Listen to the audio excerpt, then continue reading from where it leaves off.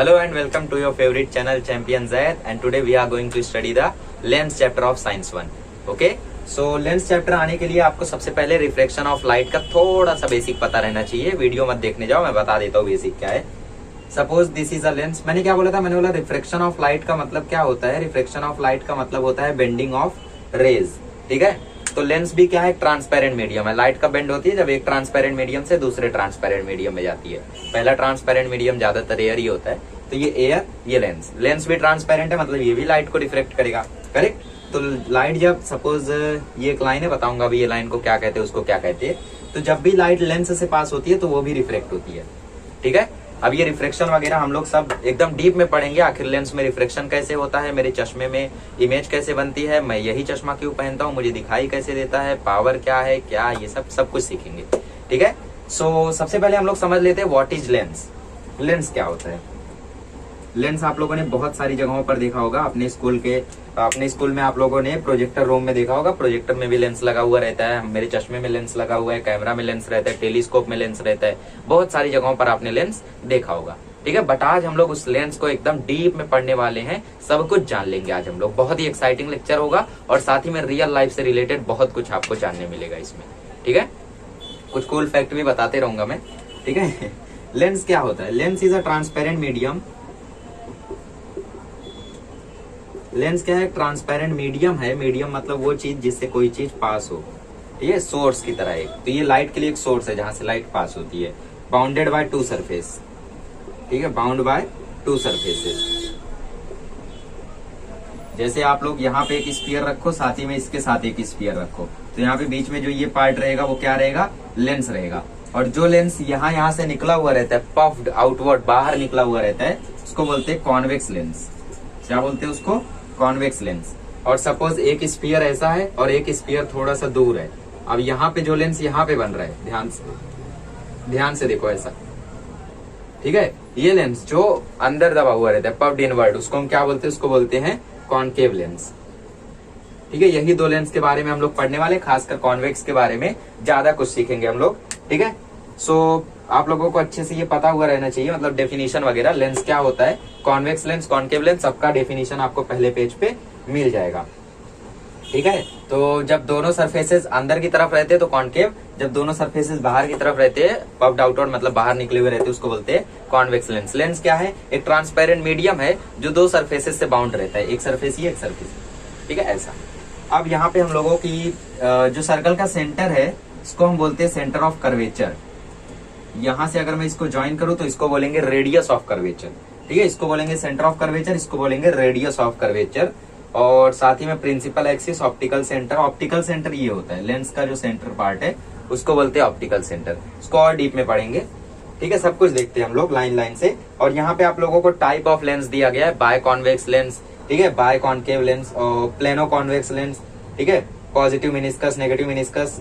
इसमें से आप लोगों को कुछ नहीं याद रखना है, सिर्फ आपको इतना याद रखना है, दो टाइप के लेंस, एक कॉन्वेक्स एक कॉनकेव। ठीक है, अगर एग्जाम में टाइप्स पूछ लिया तो उसके लिए लिखने के लिए आप लोगों को ये याद रखना है बस। इसमें ज्यादा कुछ आपको पढ़ना नहीं है, सिर्फ आपको इन दोनों के बारे में पढ़ना है, ज्यादातर इसके बारे में, कॉन्वेक्स के बारे में।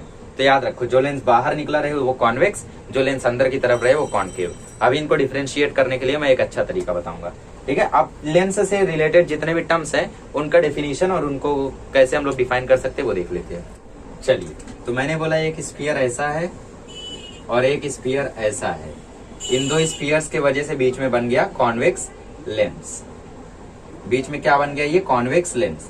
अब ये स्फीयर का ऐसा रेडियस ज्वाइन कर दो, इस स्फीयर का रेडियस ऐसा ज्वाइन कर दो। इनको हम बोलेंगे रेडियस ऑफ कर्वेचर। क्या बोलेंगे इनको? Radius of curvature. क्या बोलेंगे इनको? Radius of curvature. ये जो सेंटर है इसको हम बोलेंगे सेंटर ऑफ कर्वेचर। क्या बोलेंगे इसको? Centre of curvature. ठीक है, तो यहाँ पे आप लोगों को डेफिनेशन अच्छे से याद रखना है कि the centre of sphere whose part form the surface of the lens.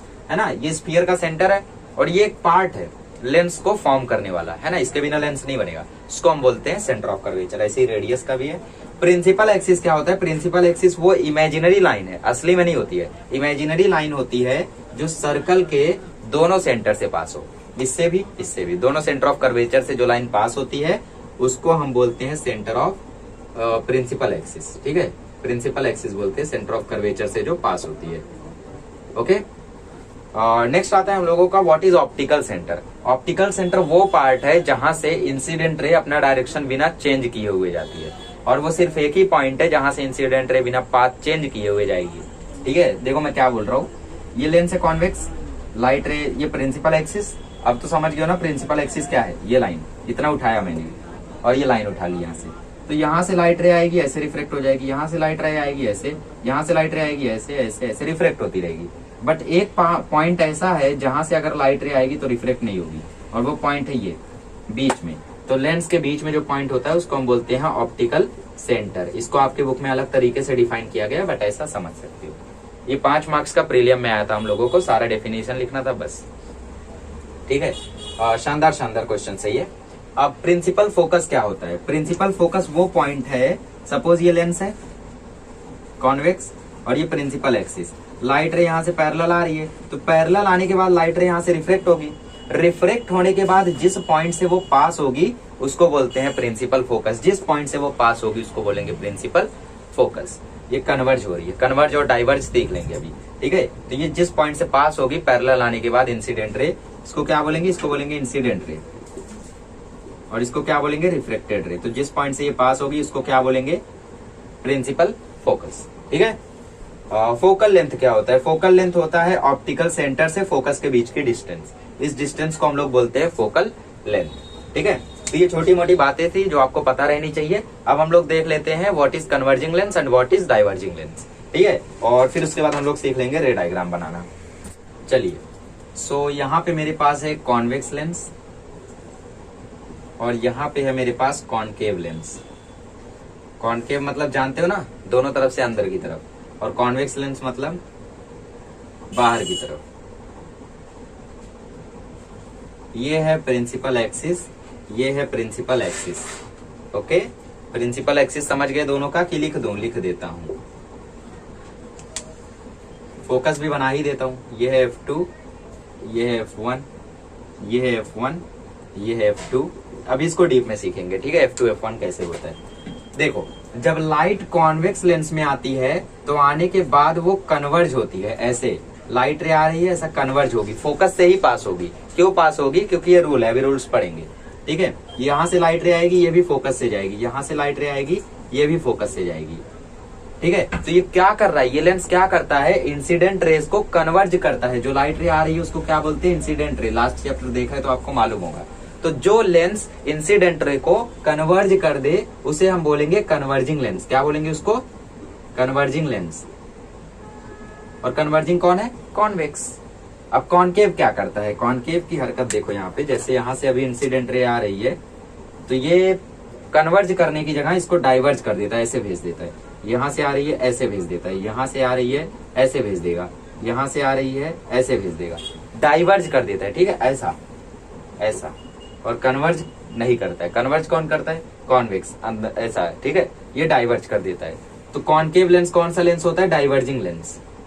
वो लेंस जो इंसिडेंट रेस को डाइवर्ज कर दे, it is called as diverging lens. ठीक है, the lens which diverge the incident rays are called as diverging lens, या फिर is called as, ठीक है, singular. Okay, so concave lens को हम बोलते हैं डाइवर्जिंग। क्यों? क्योंकि ये इंसिडेंट रेस को डाइवर्ज कर देता है। गिव रीजन आ सकता है आपको। कॉन्वेक्स लेंस को हम बोलते हैं कन्वर्जिंग। याद हो गया? याद रखना, क्योंकि ये प्रश्न आया था 2019 बोर्ड एग्जाम में, जिसमें बोला था concave lens is called as converging lens, और समझदार बच्चों ने लिखा था true. Concave lens converging, true. Wow, true false था। ठीक है, ट्रू लिख दिया था सब लोगों ने, 2019 बोर्ड में आया था। तो ध्यान रखना अच्छे से, concave lens diverging, convex lens converging. Okay, समझ में आया? अब हम लोग देखते हैं आखिर इमेजेस कैसे फॉर्म होती हैं चश्मे में। ठीक है, और साथ ही में हम लोग रूल्स पढ़ते रे डायग्राम के, तब हम लोग रे डायग्राम बहुत सारे प्रैक्टिस करेंगे, और साथ ही में ये भी जानेंगे कि कौन सा रे डायग्राम बोर्ड में आया था और क्या करना था उसमें, है ना। क्योंकि प्रीवियस ईयर क्वेश्चन अगर हम लोग कर लेते हैं ना तो हमें काफी रिलैक्स फील होता है। और लेंस चैप्टर से 2-2 क्वेश्चन आए थे 2019 में, बहुत ही मजेदार क्वेश्चन थे। चलिए, तो हम लोग तीनों रूल्स पढ़ लेते हैं। यहाँ पे है F2, यहाँ पे है F1, यहाँ पे है F1, यहाँ पे है F2। Focus 1, focus 2, principal focus ही है दोनों, बट अलग अलग नाम दिया गया है ना। लास्ट ईयर कैसा था? सेंटर ऑफ कर्वेचर, फिर फोकस, क्योंकि वो मिरर था। ये लेंस है, दोनों तरफ वही है। ठीक है, तो दोनों तरफ FF, डिफरेंशिएट करने के लिए 1 2 फ्री फायर। ये है F1 के लिए जगह नहीं बची, ये है F1, ये है F2, ये ऑप्टिकल सेंटर, ये ऑप्टिकल सेंटर, ये है ऑप्टिकल सेंटर। ओके हाँ, तो पहला रूल क्या कहता है? पहला रूल ये कहता है कि अगर इंसिडेंट रे प्रिंसिपल एक्सिस के पैरेलल है तो रिफ्लेक्टेड रे प्रिंसिपल फोकस से पास होगी।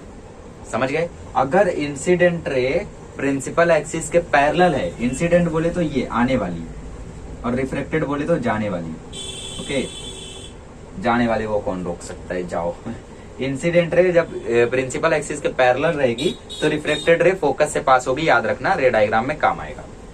फिर यहाँ पे अगर इंसिडेंट रे, इसका जस्ट उल्टा, अगर इंसिडेंट रे फोकस से पास होती हुई आ रही है तो रिफ्लेक्ट होने के बाद वो प्रिंसिपल एक्सिस के पैरेलल चली जाएगी। ये कौन है आपकी बार? इंसिडेंट।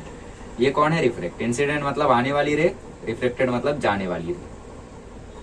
ठीक है, तो जब इंसिडेंट रे प्रिंसिपल एक्सिस के पैरेलल रहेगी तो रिफ्लेक्टेड फोकस से पास होगी। इसका जस्ट उल्टा, जब इंसिडेंट रे फोकस से आएगी तो वो प्रिंसिपल एक्सिस के पैरेलल जाएगी। काम का फर्स्ट और थर्ड है। सेकंड वाला आपको सिर्फ याद करना है, कभी एग्जाम में 3 मार्क्स का पूछ लिया, मतलब फिगर दे देगा और बोलेगा write the rules related to it, 3 number का, तो इसके लिए याद रखना है। बट सेकंड वाला इंपॉर्टेंट नहीं है, फर्स्ट और थर्ड आपको अच्छे से करना है, समझ के करना है। थर्ड वाला लॉ ये कहता है कि अगर इंसिडेंट रे ऑप्टिकल सेंटर से आएगी तो अपना डायरेक्शन बिना चेंज किए रिफ्लेक्टेड रे भी सीधी जाएगी। यहाँ पे क्या हो रहा था? ऐसे आई ऐसे चली गई, ऐसे आई ऐसे चली गई, बट यहाँ पे सीधा, ठीक है, एकदम स्ट्रेट। तो यहाँ पे इंसिडेंट रे अगर ऑप्टिकल सेंटर से पास होती है तो वो अपना पाथ नहीं चेंज करेगी।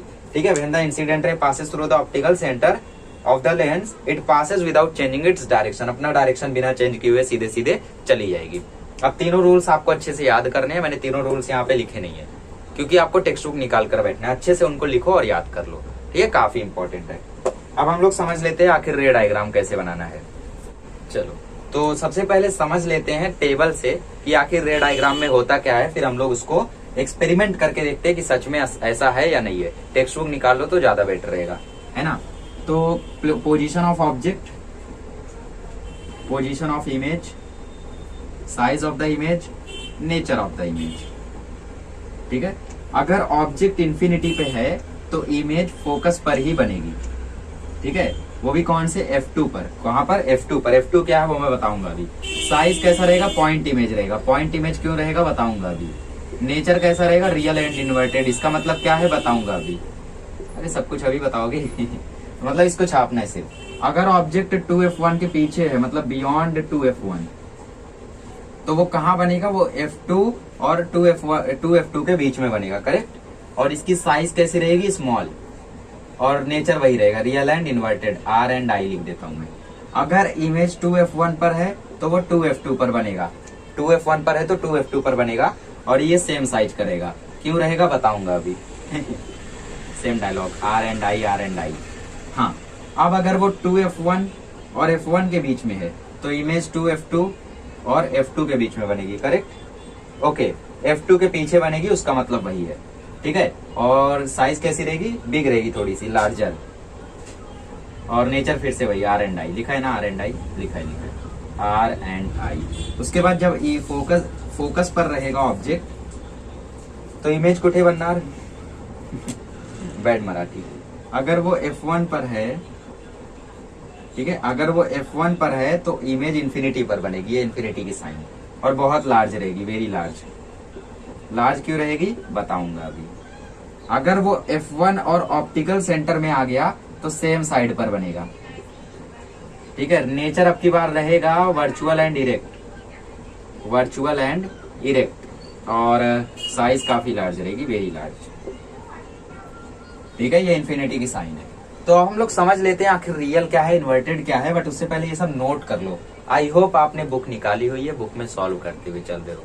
हम्बल रिक्वेस्ट है, जब भी वीडियो देखा करो बुक निकाल के सॉल्व किया करो, आपका ही फायदा है। ठीक है, नहीं निकालते हो बार बार वीडियो व्यू करोगे, मेरा ही फायदा है। ओके, सो रे डायग्राम बनाने से पहले देखो, ये लेंस है, हम लोग कॉन्वेक्स का रे डायग्राम सीख रहे हैं, ये कॉन्वेक्स लेंस का, ये प्रिंसिपल एक्सिस है, ये प्रिंसिपल एक्सिस है, ये कॉन्वेक्स लेंस है। तो जब भी इमेज लेंस के राइट साइड बनेगी, जब भी इमेज लेंस के राइट साइड बनेगी तो वो इमेज हमेशा होगी रियल। चाहे ऊपर बने चाहे नीचे बने, अगर वो राइट साइड में बनी है तो वो होगी रियल, असली, वास्तविक। ठीक है, अगर इमेज लेफ्ट साइड में बनती है, मतलब जहां पर ऑब्जेक्ट है वहीं पर इमेज बनती है, तो वो रहेगी वर्चुअल, नकली, डुप्लीकेट। ठीक है, ये दोनों समझ में आया। अगर इसी साइड रही तो वो वर्चुअल, उस साइड बनी तो रियल। अब अगर इमेज नीचे की तरफ बनती है, ठीक है, डाउनवर्ड, अगर नीचे की तरफ बनती है तो वो रहेगी इन्वर्टेड, चाहे इस साइड बने चाहे इस साइड। इस लाइन से अगर नीचे बनती है तो वो रहेगी इन्वर्टेड। अब अगर वो ऊपर रहे तो वो रहेगी इरेक्ट, मतलब सीधी। जैसे हमारी आंखों में भी कॉन्वेक्स लेंस होता है, इमेज हमारी आंखों में भी उल्टी ही बनती है। आया ना कुल फैक्ट, देखेंगे अभी कि फिर सीधी कैसे हो जाती है। ठीक है, जानते होगे आप लोग शायद, अगर आपने पढ़ा है तो अगर ऊपर इमेज बनती है, राइट बने या लेफ्ट बने, वो इरेक्ट रहेगी। ठीक है, अगर राइट साइड बनती है तो रियल, लेफ्ट साइड बनती है तो वर्चुअल, नीचे साइड बनती है तो इन्वर्टेड, ऊपर साइड बनती है तो इरेक्ट। ठीक है, समझ गए अच्छे से। अब हम लोग रे डायग्राम बनाए। ओके, हम लोग देख लेते हैं आखिर कंपोनेंट कौन कौन से होते हैं रे डायग्राम बनाते समय, जिन्हें हमें करना है याद। ओके, सो यहाँ पे होता है 2f1, यहाँ पे होता है f1। हमेशा सेम डिस्टेंस देना, सेम डिस्टेंस सेम डिस्टेंस। मैंने सेम डिस्टेंस नहीं दिया बट आप लोग देना। ठीक है, ये होता है 2f2। मैंने बोला ऑब्जेक्ट है इन्फिनिटी पे, ऑब्जेक्ट कहाँ है, इन्फिनिटी पे है। इन्फिनिटी कहाँ है, इधर इधर इधर उधर, अरे कहाँ, अरे इन्फिनिटी पर ऑब्जेक्ट है तो हम लोग उसका डिटरमाइन नहीं कर सकते कि वो कितना ऊंचा है ना। अगर f1 पर होता तो हम लोग ऐसा बना देते, बट ये पता नहीं कहाँ इन्फिनिटी पर है, तो हम लोग उसको जानते ही नहीं है वो इतना ऊपर है या इतना नीचे है या फिर उतना ऊपर या नीचे है, इधर है, कहाँ है, इन्फिनिटी पर है, वी डोंट नो। तो हम लोग इसका रे डायग्राम कैसे बनाएंगे, हम लोग सिर्फ पहला रूल यूज करेंगे। सपोज इन्फिनिटी से लाइट रे आ रही है, ठीक है, अरे कौन आ गया, अरे हटे, हादसा हो गया लेक्चर में। ओके, तो जब भी लाइट रे इन्फिनिटी पर रहे, सॉरी ऑब्जेक्ट इन्फिनिटी पर रहेगा, तो हम लोग उसमें सिर्फ पहला ही रूल यूज करेंगे। ठीक है, सपोज ऑब्जेक्ट, मुझे पता नहीं, मुझे लगता है कि ऑब्जेक्ट कहीं इन्फिनिटी पर है, वहां से लाइट रे ऐसा आ रही है। ठीक है, तो मैं लाइट रे ऐसा बनाता हूँ, यहाँ से वो रिफ्लेक्ट हो जाएगी f2 पर। अब लाइट रे ऐसी आ रही है, यहाँ से वो रिफ्लेक्ट हो जाएगी f2 पर। ठीक है, पॉइंट से जानी चाहिए, ध्यान रखना। जैसे मेरी लाइन यहाँ पे पॉइंट से नहीं गई है, ये गई। ठीक है, अब ऑब्जेक्ट की लाइट रे आ रही है यहाँ से, ये गई पॉइंट से, यहाँ से आ रही है, ये गई पॉइंट से। पॉइंट से ही क्यों जा रही है, अरे रूल 1 याद करो ना, जब लाइट रे प्रिंसिपल एक्सिस के पैरेलल रहेगी तो वो यहीं से तो पास होगी। ऐसे छोटे मोटे डाउट आते होंगे, जब ज्यादा दिन प्रैक्टिस नहीं करोगे तो आएंगे। अब एक और लाइट रे लेकर आते हैं। ठीक है, खैर 2 में काम हो जाता है, बट ऐसे ही हम लोग थोड़ा मजा मस्ती कर रहे। ओके, तो यहाँ पे देखोगे तो इमेज यहाँ बन रही है, कहाँ बन रही है, यहाँ थोड़ा सा नीचे, और साइज देखो, साइज तो दिख भी नहीं रही है, पॉइंट की तरह है, तो इसको हम लोग बोलेंगे पॉइंट इमेज। ठीक है, ये आपको टेबल रटना नहीं है, आपको ऑब्जेक्ट की डिस्टेंस मालूम है ना, ऑब्जेक्ट की डिस्टेंस कहाँ है भाई, ऑब्जेक्ट की डिस्टेंस है इन्फिनिटी पे। इमेज कहाँ बन रही है, ध्यान से देखो, इमेज बन रही है f2 पर, मतलब एट f2। साइज क्या है भाई, तो पॉइंट जैसा है ना, तो पॉइंट इमेज।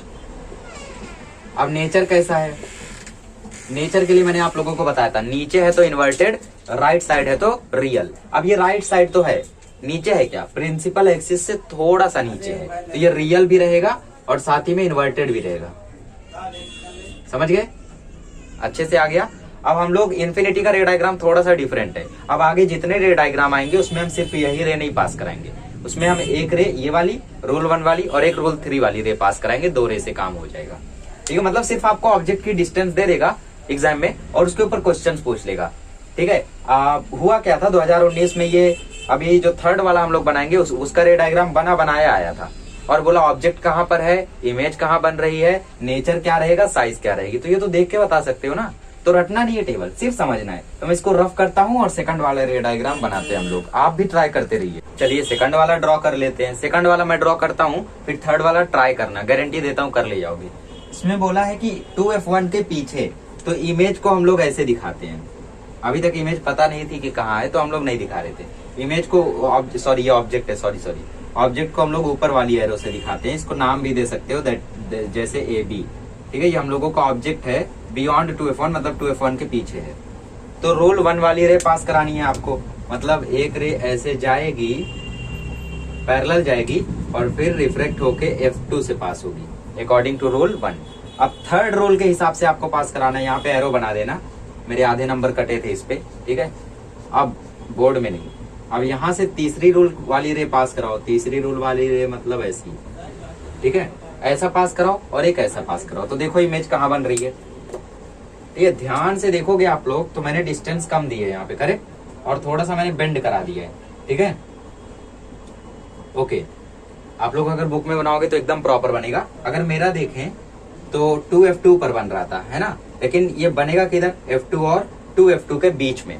प्रॉपर डिस्टेंस दीजिए आप लोग, थोड़े ज्यादा डिस्टेंस, और ये 2F1 के पीछे बोला है, मैंने ज्यादा पीछे नहीं लिया, ज्यादा पीछे लेता तो वो वहीं पर बनता, ठीक है। अब आप सोचोगे ऐसा हो क्यों रहा है, ऐसा इसलिए हो रहा है क्योंकि ऑब्जेक्ट आगे पीछे होगा तो ये बेंडिंग प्रॉपर हो जाएगी, ठीक है।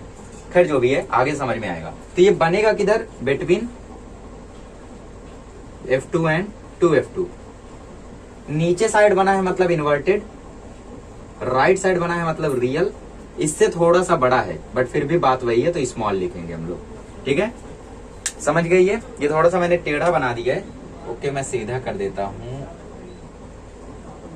अब, ठीक है ना। तो 2F1 से ज्यादा पीछे लेना थोड़ा सा तो एकदम प्रॉपर बनेगा, ठीक है। चलिए इसको कर लीजिए और फिर उसके बाद थर्ड वाला ट्राई करिए। अब की बार ऑब्जेक्ट को रखना 2F1 पे और उसके बाद रे को भेजना, ठीक है, गारंटी देता हूँ वो 2F2 पर बनेगी और बाकी सब आप लोग लिख ले जाओगे, ठीक है। तो इसको मैं रफ करता हूँ, थर्ड वाला बनाता हूँ, आप भी एक बार ट्राई करो। रूल 1 और रूल 3 की ही रे पास करानी है, उसके अलावा कुछ नहीं, खाली फर्स्ट वाले में सिर्फ रूल 1 था, बाकी सब में सेम। चलिए तो थर्ड वाले में ऑब्जेक्ट कहाँ है, 2F1 पर।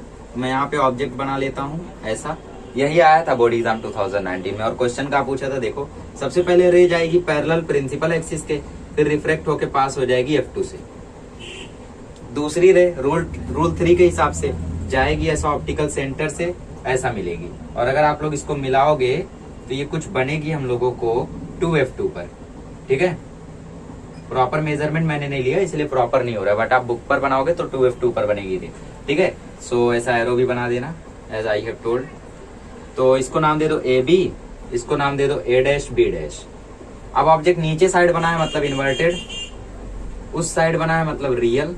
और अगर आप बुक पर बनाओगे तो आप ये पाओगे कि दोनों को साइज सेम होगी, ठीक है, दोनों की साइज एकदम सेम होगी, बट यहाँ पर थोड़ी सी अलग साइज है क्योंकि ऑप्टिकल सेंटर वाली लाइन मैंने स्ट्रेट नहीं भेजी है, ठीक है। अगर मैं स्केल का यूज करता तो ये प्रॉपर बनता। तो ये इमेज कुछ यहाँ बनेगी, आप अगर बुक पे बनाओगे तो सेम साइज हो गया, आया समझ में, ठीक है। बनी किधर, 2F2 पर, तो यहाँ लिखेंगे 2F2 पर, ठीक है, समझ गए।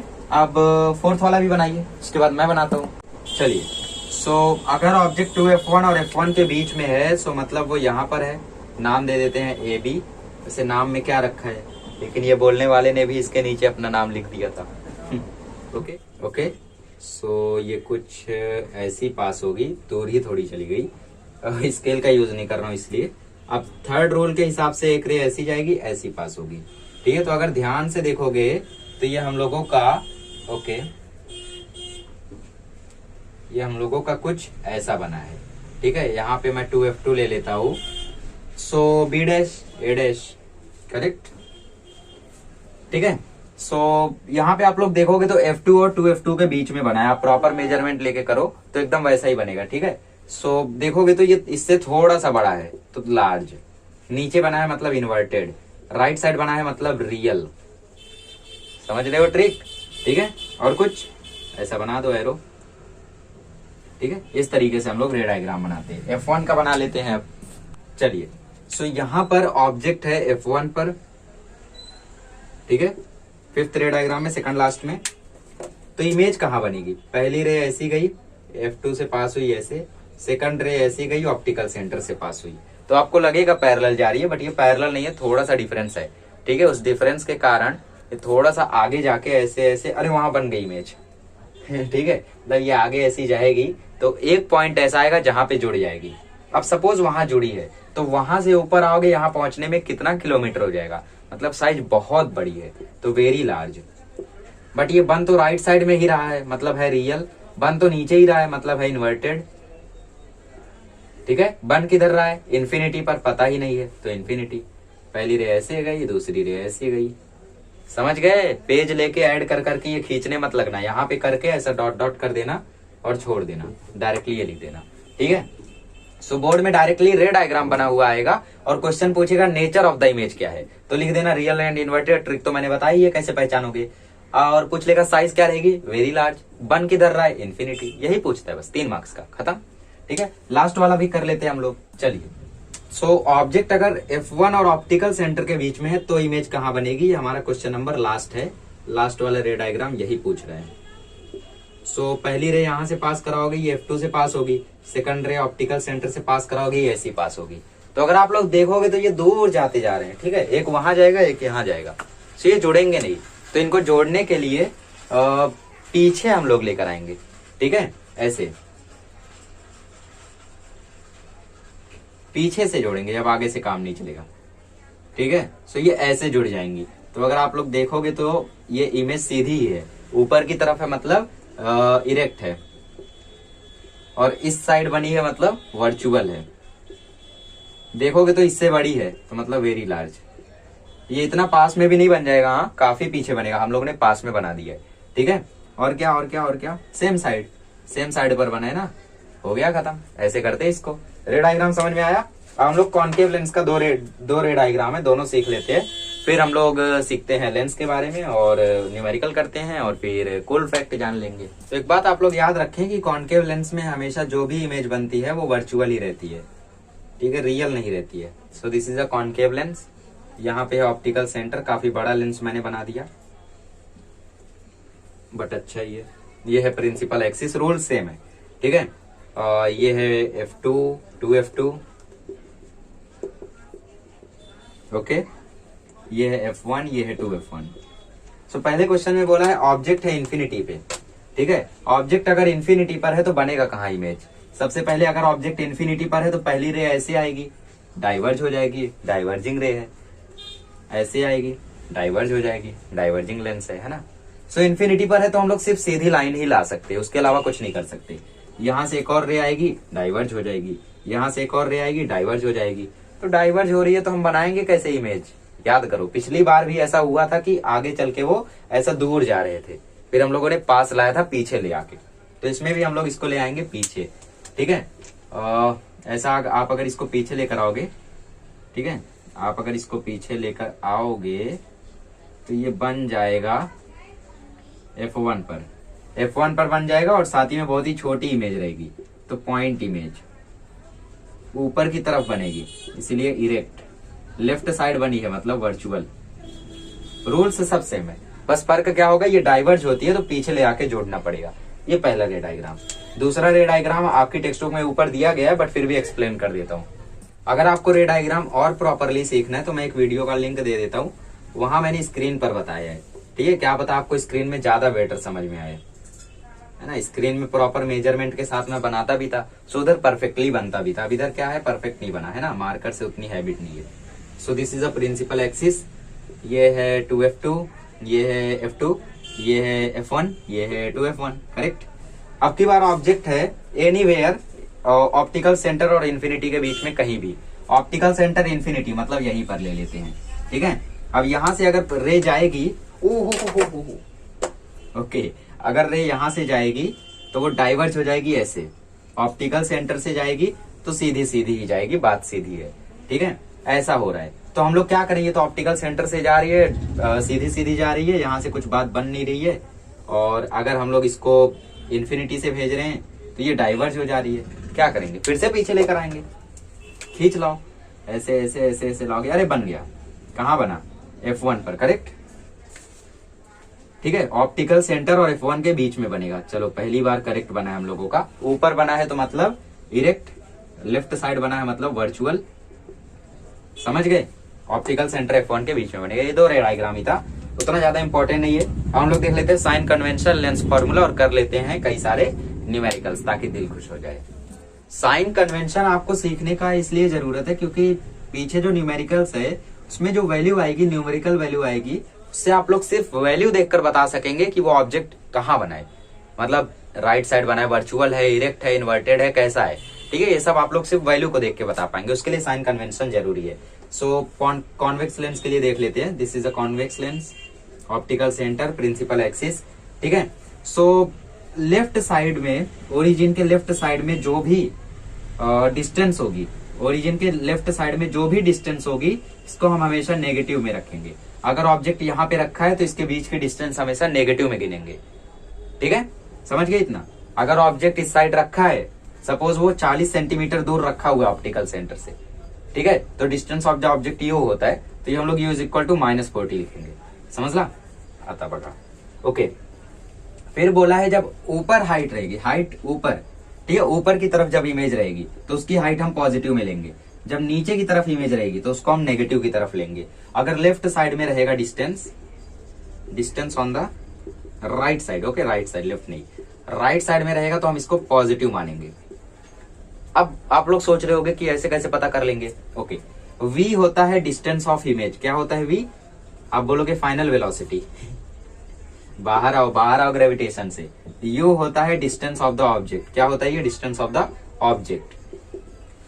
अब बताओ कि सपोज u आपको दिया है 40 सेंटीमीटर, तो u की वैल्यू आप -40 रख देंगे। सपोज v आया -10 सेंटीमीटर, v की वैल्यू माइनस में आ रही है, तो इसका मतलब माइनस कब आता है? जब वो लेफ्ट साइड में रहता है ना, माइनस तभी आता है। मतलब वो इमेज कहाँ बनी है? यहाँ बनी है।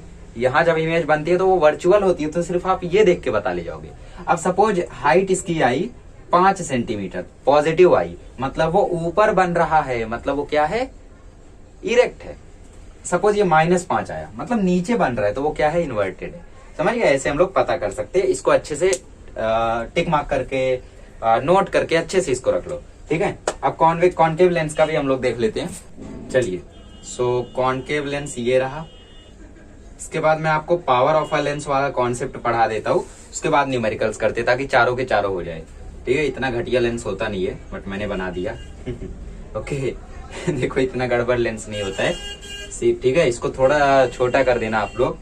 ठीक है, सो यहाँ पर डायरेक्शन ऑफ इंसिडेंट रे और same to same sign convention रहता है।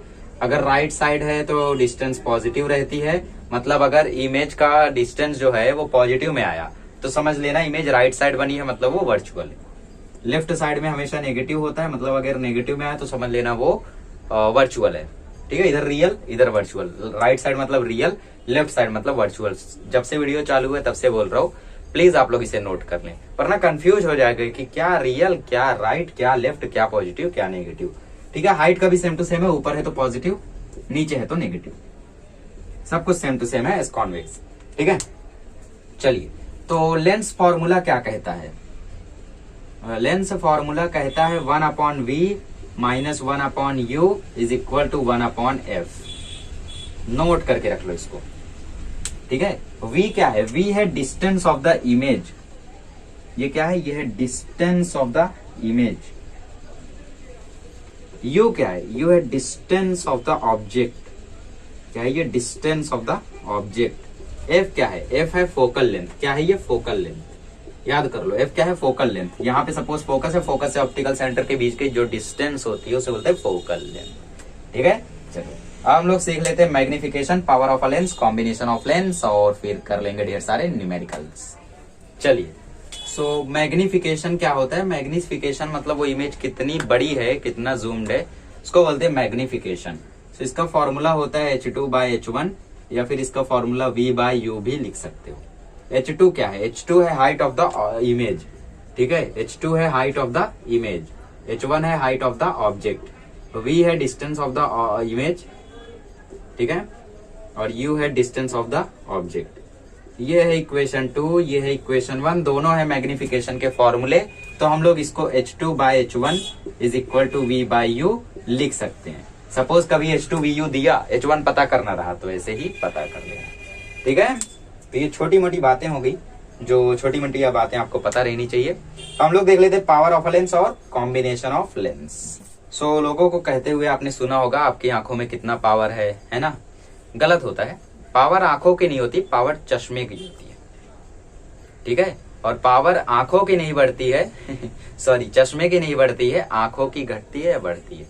ठीक है, मतलब पावर जो होती है वो बेसिकली चश्मे के बेसिस पर डिफाइंड होती है। पावर मतलब ये वाली पावर नहीं, पावर मतलब कौन सा lens. Power of a lens का मतलब क्या होता है? रुको डेफिनेशन लिखता हूं तब प्रॉपर समझेगा। ठीक है, कैपेसिटी टू कन्वर्ज और diverge the incident ray. Capacity to converge और डाइवर्ज द इंसिडेंट रे, मतलब जो रे आ रही है उसको डाइवर्ज करने की, मतलब दूर भेजने की या कन्वर्ज करने की, पास लाने की कितनी कैपेसिटी है, उसको हम बोलते हैं पावर ऑफ अ लेंस। क्या बोलते हैं उसको? Power of the lens. समझ गए? चलो, यूनिट होती है इसकी डायोप्टर। क्या होती है इसकी? डायोप्टर। डी से डिनोट करते हैं। पावर इनवर्सली प्रोपोर्शनल होती है फोकल लेंथ के, और उसको फोकल लेंथ को मीटर में रहना चाहिए। अगर 30 सेंटीमीटर दिया है so you should convert in 0.3 metre. Okay, ठीक है। सो प्रोपोर्शनलिटी साइन हटाएंगे तो ये P is equal to 1/FM आ जाएगा। ठीक है।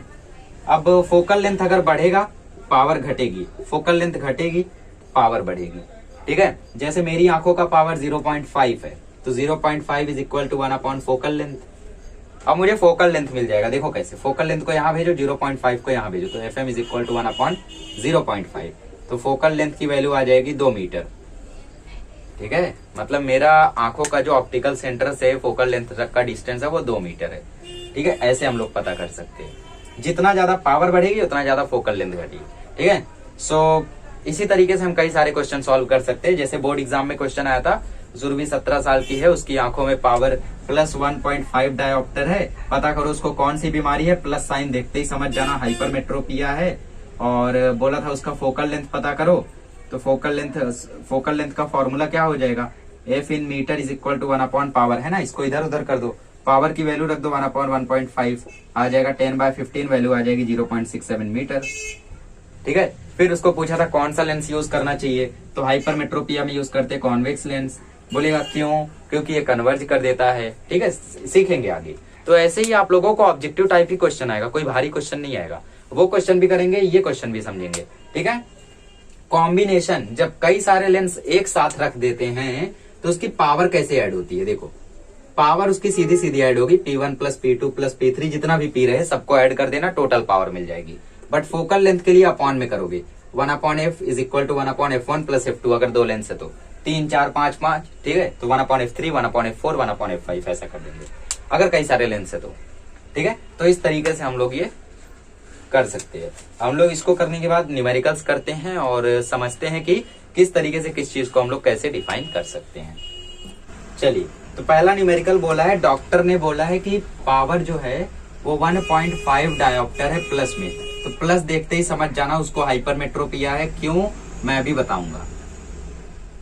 फिर उसके बाद बोला है कि फोकल लेंथ क्या रहेगा उस लेंस का, और लेंस का टाइप क्या रहेगा। तो हाइपरमेट्रोपिया या फिर फार साइटनेस जब भी किसी को होता है तो हम लोग कॉन्वेक्स लेंस यूज करते हैं, याद रखना।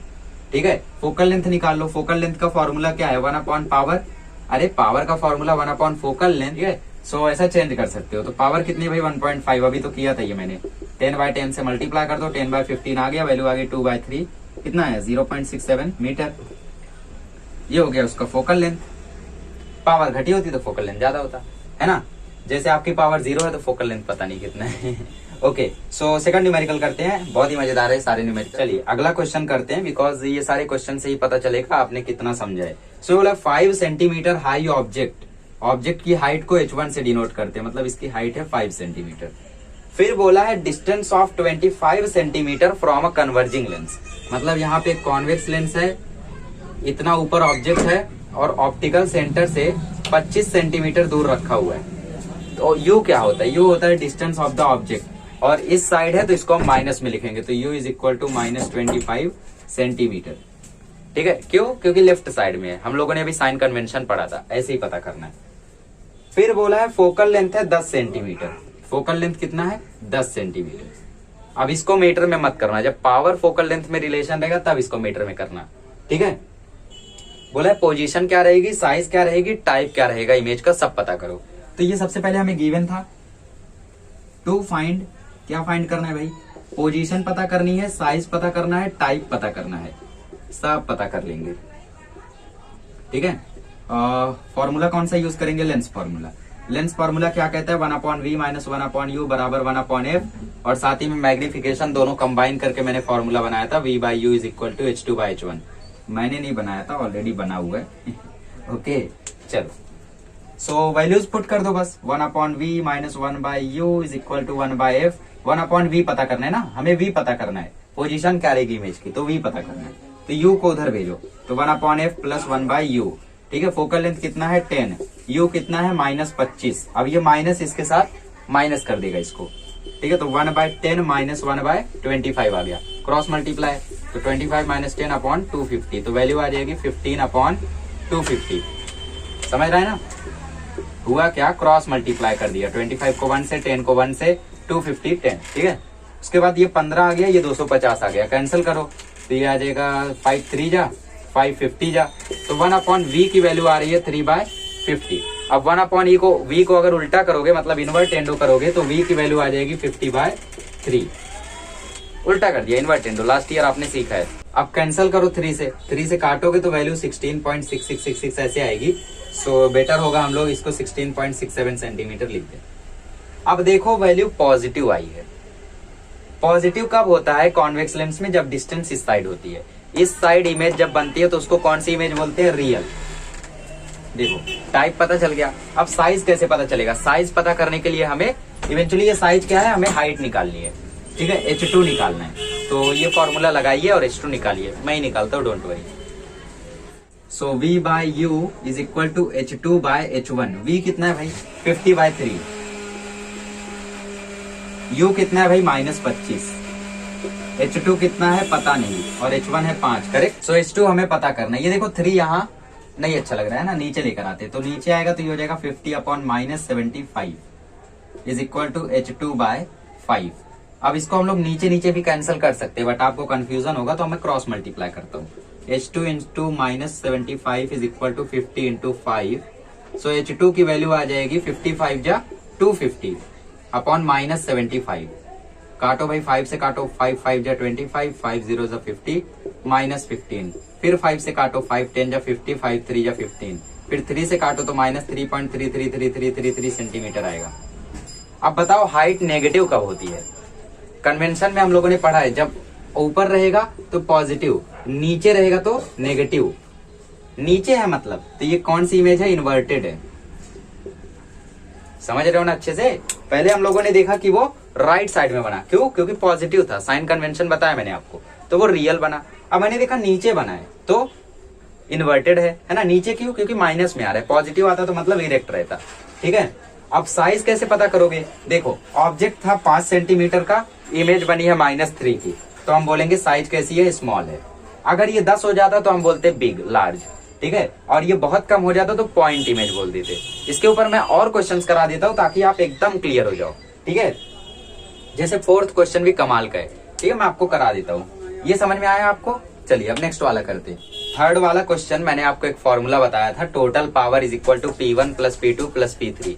तो तीनों पावर ऐड कर देना, वही फॉर्मूला लिख के आंसर आ जाएगा। ठीक है, तो मैं उसको नहीं करा रहा हूँ। 4th वाला देखो, कराना भी क्या है उसमें, लो भाई करा देता हूँ। P is equal to P1 plus P2 plus P3, ये है P टोटल, तो कितना कितना है भाई, 2 प्लस 2.5 प्लस 1.7, सबको ऐड करोगे तो 6.2 डाफ्टर आ जाएगा, खत्म।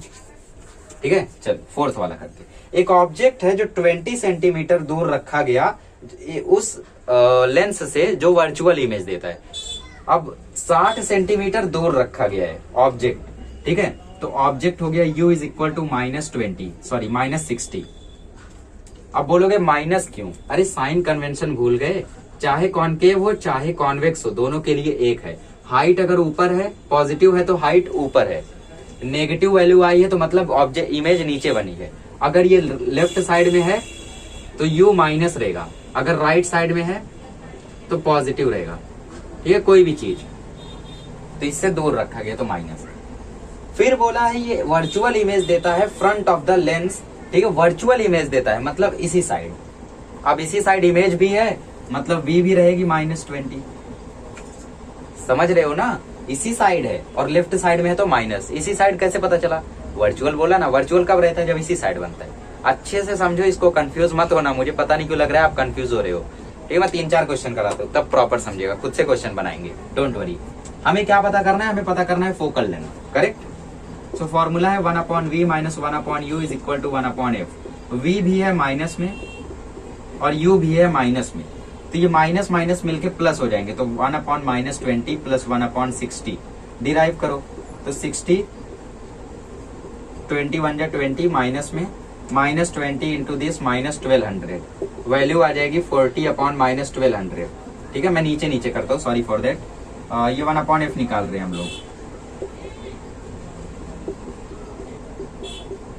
ठीक है, तो 40 अपॉन -1200, 0 0 कैंसल, 4 1 जा 4, 4 30 जा 120। तो 1 अपॉन एफ की वैल्यू आ रही है 1 अपॉन -30, उल्टा कर दो तो एफ की वैल्यू आ जाएगी -30 सेंटीमीटर। खत्म, आंसर आ गया। समझे? और फोकल लेंथ किसका नेगेटिव होता है? कॉनकेव का। आज ये भी बात अच्छे से याद कर लो, कॉनकेव लेंस का फोकल लेंथ नेगेटिव होता है, तो पहचान जाना कि वो डाइवर्जिंग है। फोकल लेंथ नेगेटिव आ जाए तो जगह पे समझ जाना वो कॉनकेव है, और कॉनकेव का दूसरा नाम है डाइवर्जिंग। आई होप आपको समझ में आ रहा है। ठीक है, 2 न्यूमेरिकल और करते हैं, और आप बताइएगा आपकी बार की वो इमेज कैसी रहेगी, साइज क्या रहेगी, बाकी सब कैसा रहेगा। ठीक है, कॉनकेव है तो डाइवर्जिंग, कॉनकेव का ही मतलब है डाइवर्जिंग। फोकल लेंथ नेगेटिव आने से पता चला, फोकल लेंथ पॉजिटिव आया तो कॉन्वेक्स। ठीक है, चलो, तो सामने सामने आपके साइन कन्वेंशन बना हुआ है। पॉजिटिव आया तो ऑब्जेक्ट इमेज ऊपर बनी है, नेगेटिव आया तो इमेज नीचे बनी है। डिस्टेंस नेगेटिव है मतलब वो लेफ्ट में बना हुआ है। ठीक है, डिस्टेंस पॉजिटिव मतलब वो राइट में, राइट में मतलब रियल, लेफ्ट में मतलब वर्चुअल। ठीक है, तो पता करो, अगर यू तुम्हारा -40 सेंटीमीटर है, ऑब्जेक्ट तो हमेशा यहीं पे रखेंगे ना, वहां जाके तो रखेंगे नहीं, तो ये 40 लिखो या -40, आपको हमेशा माइनस लेना है। रट लो इससे अच्छा कि ऑब्जेक्ट की डिस्टेंस नेगेटिव, ऑब्जेक्ट की डिस्टेंस नेगेटिव। ठीक है, फोकल लेंथ है 10 सेंटीमीटर। मुझे बताओ वी कितना होगा, वी का पोजीशन क्या होगा, इसका साइज क्या होगा, इसका टाइप क्या होगा, सब बताओ मुझे, नेचर वगैरह सब बताओ तुरंत। लेंस फॉर्मूला लगाओ, आंसर पता करो। ठीक है, इसकी हाइट भी बताओ मुझे। अगर ऑब्जेक्ट की हाइट है, अगर ऑब्जेक्ट की हाइट है 10 सेंटीमीटर, तो मुझे इमेज की हाइट बताओ। ठीक है, तुरंत बताओ, और उसका नेचर वगैरह सब बताओ।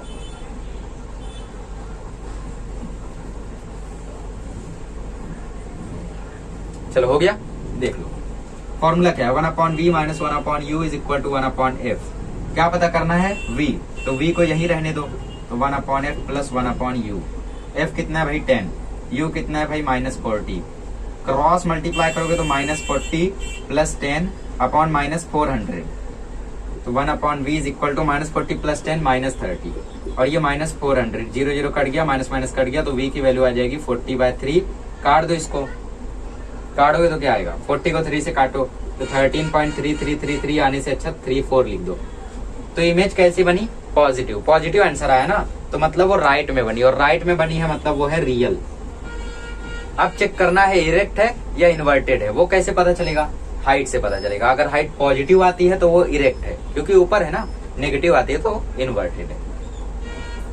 चलिए, so v by U is equal to h2/h1। v कितना निकाला हम लोगों ने? 40/3। याद रखना, ये डेसिमल वाला मत रखना, अपॉन वाला ही रखना। u कितना है? -40। h2 कितना है भाई? पता नहीं। h2 10 है। ठीक है, distance of the height of the object है 10, हाइट ऑफ द इमेज पता करना है। 3 को यहाँ लेकर आओ, तो 40/-40 into 3 is equal to 10/h1। 40 cancel, -3 को यहाँ मल्टीप्लाई करो, तो 1/1 इज इक्वल टू -30/h1। तो क्रॉस मल्टीप्लाई हो जाएगा, तो h1 की वैल्यू आ जाएगी -30 सेंटीमीटर। माइनस में आया है मतलब नीचे है, समझ रहे हो ना? माइनस में आया है मतलब नीचे है, तो मतलब ये इमेज बनी है इन्वर्टेड। अब आपसे पूछ लिया छोटी है या बड़ी है, पूछता नहीं है, बट सपोज पूछ लिया कि छोटी है या बड़ी है, कैसे बताओगे? अगर आप हाइट देखो ऑब्जेक्ट की तो वो 10 थी, इमेज की देखो तो 30 है, तो बड़ी है ना। ठीक है, तो साइज इज वेरी लार्ज, ऐसा लिख देना। समझ गए? एक और न्यूमेरिकल कराता हूँ, अब आप लोगों को समझ रहा होगा, उसको अपने से करना और मैच करना। ठीक है, चलिए। So distance of the image है 30 centimetre, distance of the object पता करिए। अगर फोकल लेंथ है 10 सेंटीमीटर, अगर हाइट ऑफ द इमेज है 3 सेंटीमीटर, तो आप पता करिए ऑब्जेक्ट की हाइट क्या होगी, साथ ही में उसका पोजीशन, साइज, टाइप सब पता करिए। A to Z पूरी बायोग्राफी निकाल दीजिए सिर्फ न्यूमेरल वैल्यू से। चलो, फॉर्मूले में रखो, सॉल्व करो, आंसर लाओ और चेक करो करेक्ट है या नहीं।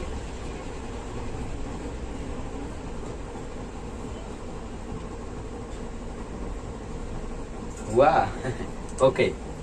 1/v बुक निकाला है ना, फिर ऐसे देख रहे हो। बुक निकाल लो भाई, ऐसे मत देखो, कोई फायदा नहीं है ऐसे देखने को। 1/v minus 1/u is equal to 1/f। U निकालना है तो v को वहां भेजो, तो minus 1/u is equal to 1/f minus 1/v। समझ गए कैसे हुआ? माइनस यही रह गया, ये वहां जाके माइनस हो गया। u क्या है? कुछ नहीं। f क्या है? 10। v क्या है? 30। चलो क्रॉस मल्टीप्लाई करो, क्रॉस मल्टीप्लाई करोगे तो 30 माइनस 10/300, तो minus 1/u is equal to 20/300। 0 0 कैंसल, माइनस 1/u 215 जो 30 है ना, तो 1/15 उल्टा कर दो, तो माइनस u बराबर 15, तो u कितना आ गया? Minus 15 centimetre. अब u आया है नेगेटिव। नेगेटिव कब रहता है? इस साइड, इस साइड नेगेटिव रहता है ना, इसका मतलब ये है ओके इमेज देख के ही बता सकते थे ना, इमेज देखो पॉजिटिव में है, पॉजिटिव में है तो मतलब रियल है, रियल है। अब इन्वर्टेड है या नहीं है वो बताना है, तो H1 देखो पॉजिटिव है। पॉजिटिव कब रहता है? ऊपर की तरफ, इसका मतलब ये इरेक्ट है। ठीक है, यहीं से आप बता सकते थे।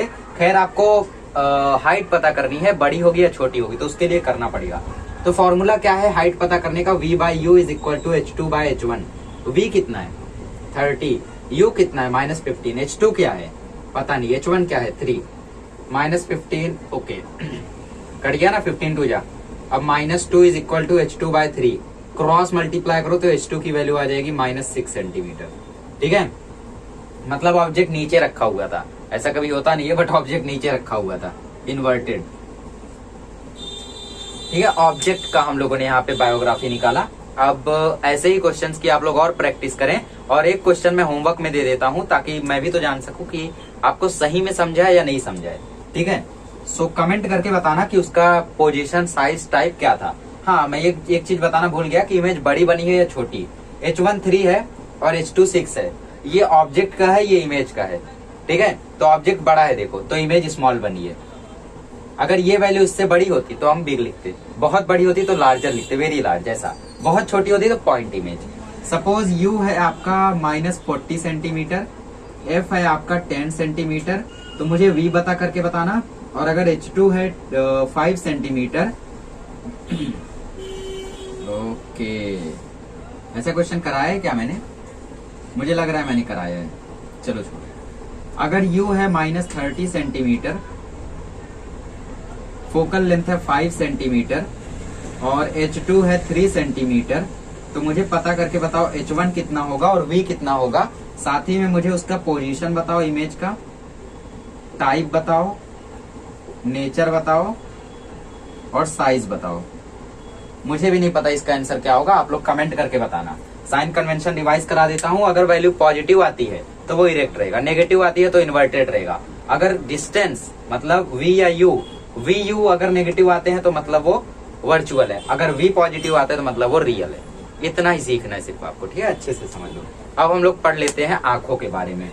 चलिए, सो ह्यूमन आई का क्वेश्चन लास्ट ईयर बोर्ड में आया था। अब यहाँ पे आप लोगों को पार्ट्स दिए गए सबके और क्या क्या फंक्शन है वो दिया गया है। ठीक है, तो सिर्फ फंक्शन अच्छे से थोड़ा सा समझ लेना, डेफिनेशन और पढ़ लेना। ठीक है, देखो ह्यूमन आई में बनाता हूँ, मेरी ड्राइंग वैसे भी खराब है, तो डिस्क्लेमर पहले दे देता हूँ कि कमेंट मत कर देना ड्राइंग के बारे में। ओके कर दोगे तो भी चलेगा, बिकॉज जो सच्चाई है वो तो सच्चाई है। ओके, मैं कोशिश करता हूँ बनाने की। इतना सुंदर डायग्राम मैंने पहली बार बनाया है। ओके, किसी और से नहीं बनवाया, खुद बनाया। कमेंट मत कर देना। ओके, हमारी आंखों में जो लेंस होता है वो होता है कॉन्वेक्स लेंस। हमारी आंखों में जो इमेज बनती है वो रहती है रियल एंड इन्वर्टेड। इन्वर्टेड मतलब उल्टी रहती है। सो मुझे आप लोग उल्टा क्यों नहीं देखते हो? क्योंकि जो ब्रेन है, ऑप्टिक नर्व जो होती है वो ब्रेन से जुड़ी हुई रहती है। ठीक है, इनको हम बोलते हैं ऑप्टिक नर्व। पढ़ेंगे, कंपोनेंट्स भी पढ़ेंगे अभी। ये है ऑप्टिक डिस्क। तो नर्व्स ब्रेन तक सिग्नल भेजते हैं और हमारा ब्रेन इमेज को सीधा करके दिखाता है। ठीक है, जिसकी वजह से हम उल्टा नहीं देखते हैं, वरना हम लोग उल्टी दुनिया में जीते रहते हैं, ऐसे देखते हैं, अरे क्या हो गया। हैबिट रहती है हम लोग को। खैर ठीक है, तो ऐसा होता है ह्यूमन आई का फंक्शनिंग। कॉन्वेक्स लेंस होता है, इमेज रियल और इन्वर्टेड बनती है, ब्रेन में सिग्नल जाता है, ब्रेन उसको सीधा कर देता है। ठीक है, यहाँ पे एक थिन ट्रांसपेरेंट कवर होता है ह्यूमन आई पे, यहाँ पे। ठीक है, आपकी आंखों के सामने छोटा सा एक कवर रहता है, उसको हम बोलते हैं कॉर्निया। ठीक है, उसको हम क्या बोलते हैं? कॉर्निया। और लाइट उसी के थ्रू अंदर जाती है, और जितना ज्यादा इंसिडेंट लाइट वहां से आती है वो कॉर्निया के ही सरफेस से रिफ्लेक्ट होती है, मतलब ऐसे आई कॉर्निया से ही वो रिफ्लेक्ट होगी। ठीक है, कॉर्निया के पीछे डार्क फ्लैशी स्क्रीन होती है यहाँ पे, उसको हम क्या बोलते हैं, आइरिस। ठीक है, तो ये सब पार्ट्स है इसके, प्यूपिल, आइरिस, आइरिस कलर इम्पार्ट करता है, बाकी क्रिस्टलाइन लेंस है, यहाँ पे सिलियरी मसल्स है, ठीक है, जो एडजस्ट करती है फोकल लेंथ। उसके बाद ऑप्टिक डिस्क, ऑप्टिक नर्व है, ये सब चीजें आप लोग खुद से पढ़िए। ठीक है, इनका डेफिनेशन अच्छे से याद कर लीजिए, और बाकी सारी चीजें तो मैंने आपको बता ही दी है, क्योंकि डेफिनेशन वगैरह भी बताऊंगा आपको तो टाइम चला जाएगा, तो आप लोग डेफिनेशन पढ़ लीजिए, और मतलब तो आपको बता ही दिया है ना। तो एक और चीज आप लोग समझ लीजिए, आगे बढ़ते हैं। अब उससे सिग्नल किससे जाता है पता है ना, ऑप्टिक नर्व से। जब भी हम लोग किसी दूर के ऑब्जेक्ट को देखते हैं तो यहाँ पे जो लेंस रहती है वो ऐसी हो जाती है, फ्लैट हो जाती है। ठीक है, जब भी हम लोग दूर के ऑब्जेक्ट को देखते हैं तो ऐसा दूर से ऑब्जेक्ट आता है तो रिफ्लेक्ट होके इमेज रेटिना पर बनती है। ठीक है, यहाँ पर बनती है, जिसकी वजह से हम प्रॉपरली देख पाते हैं दूर से आ रही इमेज। अब अगर पास में है इमेज, सपोज ये हमारी आंख है, ओके, ठीक ठाक है। ठीक है, तो जब पास का ही ऑब्जेक्ट हम लोग देखते हैं, मतलब यहाँ से, तो हमारा लेंस ऐसे राउंड हो जाता है। ठीक है, ताकि रे को ऐसा कन्वर्ज कर दे और प्रॉपरली हम लोग उसको देख पाए।